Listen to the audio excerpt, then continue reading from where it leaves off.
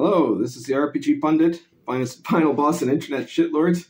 As you can see there, my cat has just exited the area, so I don't know if we'll be seeing any more of her here. Also, my angle is totally wrong. There we go.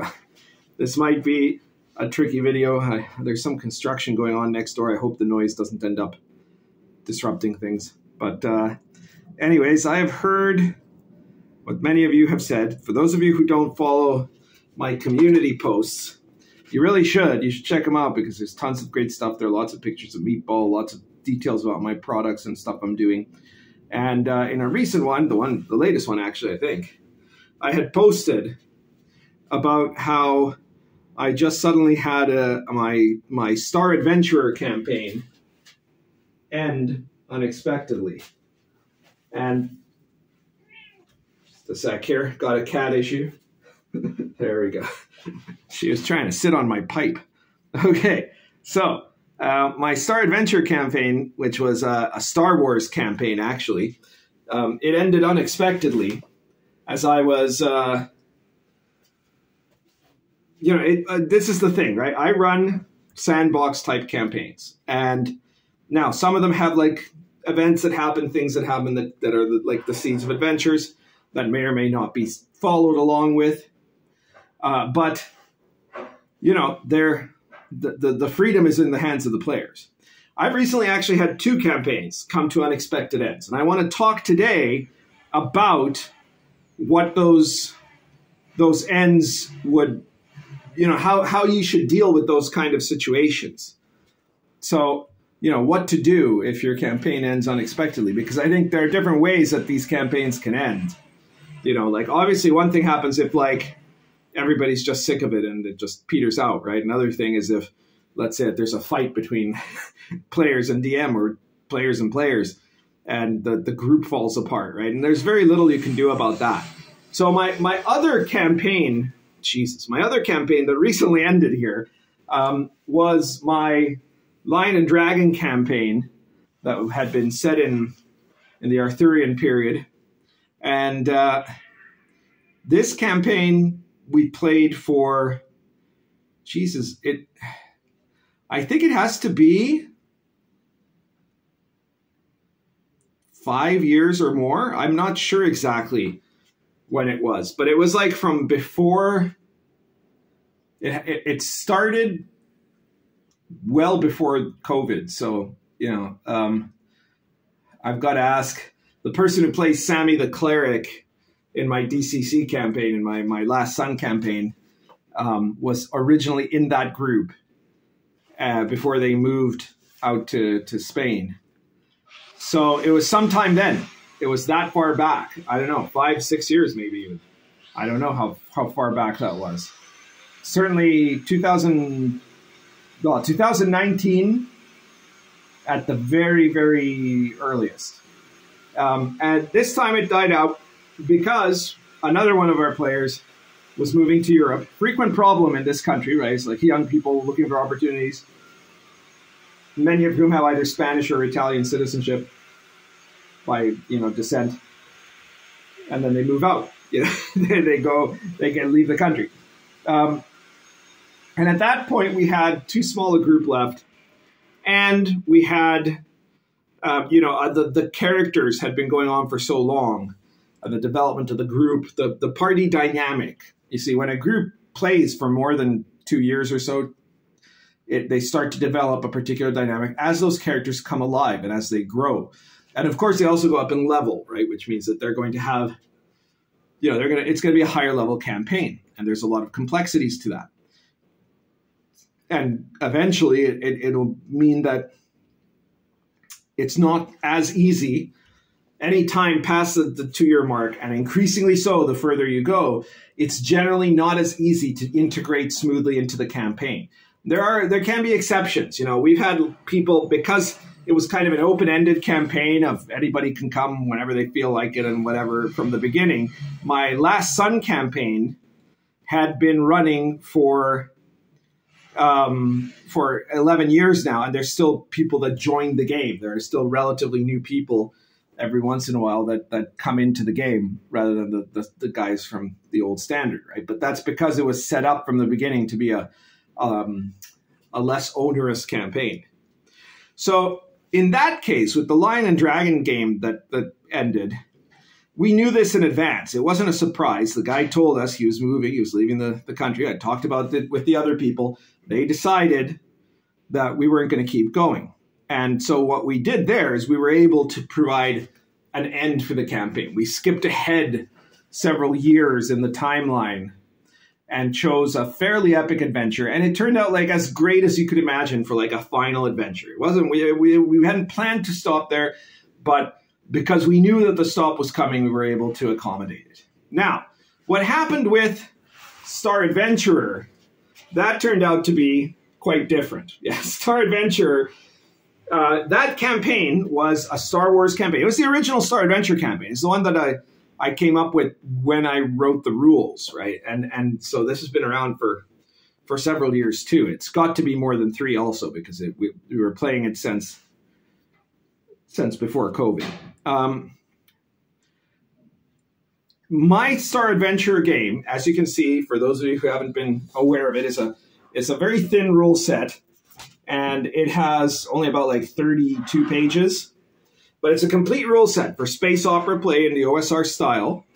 Right, it costs about $9.99 on drive-thru, and and that game, what I designed it for is because I wanted to run an OSR Star Wars campaign. And I didn't feel any of the sci-fi OSR products that were currently out were quite right for it the way I wanted it to be. So that's what I did. So it's a space opera campaign, a space opera sci-fi OSR game. Now it can be used for lots of other things, and there's been even people that have written source books for it, for running it with like, you know, serial numbers filed off versions of other sci-fi franchises. But you know, it's just a really, really useful rule set. If you haven't checked out Star Adventure, you should check it out. And I'm certainly going to be doing more stuff with it in the future. I've been kind of working on a different kind of space opera campaign. That's a long way away, right? But I have written some stuff for it. I've been like doing a lot of brainstorming of ideas of what I'd like that campaign to look like. I'd probably have to run it at some point before I actually, you know, set it up as a book. But we'll see. The point is, our campaign was a Star Wars campaign. It was set during the period of the Empire. The player characters were a group of kind of hardened criminals of different kinds that managed to break away from an Imperial prison ship and then end up trying to make their way around the galaxy as some of the most wanted. Well, I mean, at first they were just wanted criminals, but then as they ended up getting all kinds of like cool stuff and doing all kinds of cool things, they became more and more the most wanted people around, you know, apart from like, I don't know, Obi-Wan Kenobi or something like that, right? So the heat was always on them, but they were always figuring out ways. And there are several of them that were like the absolute top in their fields, you know, or that became that over time, right? So like by the end of the campaign, these characters were like level 15, which is pretty much, you know, I'd say in my OSR games, if you're level 15, that's like being, you know, level 20 in AD&D or level, I don't know, 36 in the basic expert system. But it's like you've already reached the absolute peak, and like everybody should know who your character is by that point, right? Unless you've been really, really careful about keeping things secret, because you would be among, like in my settings in Dark Albion and in Sword and Caravan, you see, if you look at my new book, Heroes and Villains of the Silk Road, you'll see the biographies of characters. And you see like the highest level people are 15 or 16 level, you know, the absolute highest, you know, barring supernatural intervention or stuff like that, right? So these are the people that are the absolute peak. And the characters have gotten to that point, right? They participated in certain ways with the birth of the early rebellion.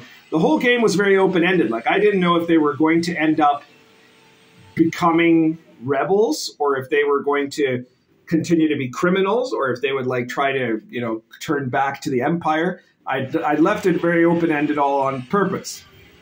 But as it turns out, they became, over time, they did end up having a lot of interactions with the nascent rebellion, but they mainly remained their own group that had their own interests. And among those was like, you know, getting rich, finding a base, building another ship, you know, all that sort of stuff. So they would like increase their opportunities to survive, to hide out from the Empire, and to engage in, you know, what were basically, a lot of the adventures were essentially heist stories, right? Or you know, mission stories where they had to pull off something fairly incredible to be able to get some kind of reward or accomplish something, you know. And sometimes, yes, it was for, you know, to help the Empire. There was sometimes to help people. There were some of the NPCs that they had around them were like much more ruthless than most of the characters. And then there were a lot where the characters were more ruthless than the NPCs, right? So there were some NPCs that were actually more idealistic than the player characters.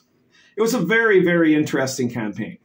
And it was winding down already. We'd already come to an agreement that probably by the end of the year, the campaign was going to be over. So that this makes it in some ways all the more bittersweet. We were about 3 sessions away, 4 sessions. I mean, like there were 3 more sessions to go before we were going to be at the end, you know. And what ended up happening was that they were doing a heist job, and they were, you know, it seemed really like a cakewalk. They'd planned it out. They'd figured everything out, you know, and then they did something. There was a mistake that was made. They had to go back. And when they went back, they didn't, you know, they hadn't been cautious enough. There was well, there wasn't actually even an ambush. There were just Imperial security there doing the job that they were supposed to be doing. They had gotten, nobody knew that they were there, but then they show up and they get spotted, right? And, the thing is, in my games, you have to be very cautious no matter what level you are. Because in my OSR games, whether it's like Lion and Dragon style or Star Adventurer style, you can die from a single hit no matter what level you are. So even if you're level 15, right? In Lion and Dragon, there's a critical hit system. And so if you get if someone hits you with a natural 20, they might be a 0 level Kentish peasant, and you might be a 15th level knight, you know, on plate mail or something. But if they hit you with that natural 20, they will roll on the critical table. And that critical table, if they roll high enough, there's a chance that you will have, like, let's say even if you have 100 hit points because you're a 15th level fighter or something like that, they will still have a chance of rolling high enough on the table that you will have a save or die scenario, right? They've cut your artery, or they've hit you right in the head or something like that. And you could literally have to do roll a saving throw or instantly die roll. And if you fail it, you're dead, right? So there is a chance. It's not a great chance. Generally speaking, one of the things I'm very proud of about this system is that it makes high-level characters very, very powerful. And it doesn't, but so like it's definitely not easy for them to die from anything, whether it's other high-level characters or especially from low-level characters. But the chance of it can still happen, right? You know, Richard Lionheart can be shot by that crossbow bolt by some 14-year-old kid and then die of disease, die of infection, right? Star Adventure has the same thing, same with Invisible College. In that, in the, you know, my modern and sci-fi version of the rules, you have hit points and you have constitution. And so there aren't exactly critical hits, but if you get a natural 20, the damage goes straight to constitution. And in a game like Star Adventure, where you have high-tech weapons, right? The high-tech weapon damage is, the average high-tech weapon damage of a blaster pistol is a D6, but on a 6, you roll again and keep adding it. And so they got into a room where there were a bunch of, you know, Imperial security. They weren't actually stormtroopers. They were like special security. But they weren't very high level. They were like level 2, level 3 characters. And those guys are shooting at them, and a couple of them get natural 20s on one of the characters. And they roll a double 6, right? Like both shots got a 6, and they roll again. And another one got a 6 in the second round, and then they rolled again. And anyways, long story short, this guy was the toughest guy in the group. But he ended up taking something like 24 con points of damage, which is obviously more than he had. You know, you have 18, maybe 19 if you're like something incredible happened to you, right? That's the highest you could possibly have. Most people have somewhere between 9 and 12 con, right? So if you get one good hit in a critical, you could be dead very, very quickly. And he was. So that was it. And then, you know, so he died, and they had to kind of abandon the whole plan. And then after that, we said, well, okay, so what do we do? And they said, well, no, we're going to stop it here, because there was no point. Like, in fact, if we had thought, okay, well, the campaign's going to keep going for another year, then maybe we would have continued, right? But because we knew that the campaign had maybe 3 or 4 sessions left, it just didn't make sense. And I think here's the part that is like instructive in all this. Meatball is checking out what all those noises are. Look at that. She's very attentively guarding the area. Here's the point in everything that I'm saying, right? Which is that it's very important, you as the DM, if we're talking from the point of view of the DM, but also for the party in general, you have to understand a couple of things. First, you have to consider what the party wants, right? What the group wants. And so sometimes there might be disagreements on that, but you have to like work out what would be really the best option. And one of the things you really have to be very cautious about resisting is to be, to want to try to find a way to save a campaign that is probably best left to die. Okay? Because for one reason or another, if there's something that, whether it's a gradual problem or whether it's a sudden crisis, you really have to think hard about why you would want it to continue, right? Like if everybody in the group desperately wants it to continue and you want it to continue, obviously it's going to continue, right? But you have to think as the DM about whether the experience of the game is going to really be able to continue functioning after whatever happened that caused the disruption in the group, whether it's somebody leaving the group, whether it's a disastrous session like what happened in Star Adventure. It wasn't actually disastrous in the sense that it wasn't a good game, right? But it was disastrous in the result, I mean, right? And as far as what it meant for the campaign. One of the chief things you do not want to do as a DM is to hold on to a campaign because it was great once, right? Because it used to be good. And another thing that you want to really watch out for is that you feel like it didn't have a sufficiently cinematically satisfying ending, and so that's what all you want to do about it, right? So this is a real problem. If you have time to plan for a final session, like I did in my Lion and Dragon game, then fine, you can work that out. But even there, you should be very careful that your final session and your effort to try to build it up doesn't end up turning out to be a big flop, right? You want to really be careful not to, especially if what you've been running is a proper OSR sort of sandbox game. You want to make sure that it doesn't just turn into a story game in the last session so that you can show off, right? Because that's not what's going to make your players happy. Right, what's going to make your players happy is some kind of a big challenge where they may or may not die in the last session. It won't matter anyways. Right? It's just like some big deal, and that will be like a glorious opportunity or a disaster for them. And that was kind of what I was planning to do for Star Adventure. I had an idea of what the last session was going to be like, and the last couple of sessions actually. I had planned that there was going to be a session where they were going to like end up having to try to save the nascent rebellion from a disastrous attack by the Empire, and that would be like exciting, and we kind of set up, because this is all happening like at this point in the campaign. I guess it'd be like 8.5 years before the Battle of Yavin, right? So it set up the fact that the player characters would have ended up potentially having helped in the formation of the Rebel Alliance. Like the Rebel Alliance doesn't exist yet at that time, right? But they were starting to come together. And so that would have been kind of cool, right? And then the last session would have been that, because there were a couple of Force users in there, they'd already been like noticed by the Empire. They actually confronted some Inquisitors. And in the last session, I was basically going to have, Darth Vader is coming looking for them. Like that's the perfect way to end a session like of a campaign of like that particular era of Star Wars, if any of the players are like Force users. And there were like, 2 characters in the party that were Force users. So And they were like, they were in the most wanted list, right? It's not just some random dude that Darth Vader's coming to hunt down, right? These guys had been causing them trouble for years at this point in the campaign. And finally, when the Inquisitors couldn't handle it, which they'd faced before, it's time to send in Vader, So it would have been, probably it would have ended with Vader killing a bunch of people, but the question would be like, who escapes and who survives, Maybe if they'd been like, really clever enough, maybe they could have even killed him. You never know, but it's not likely, but it's possible.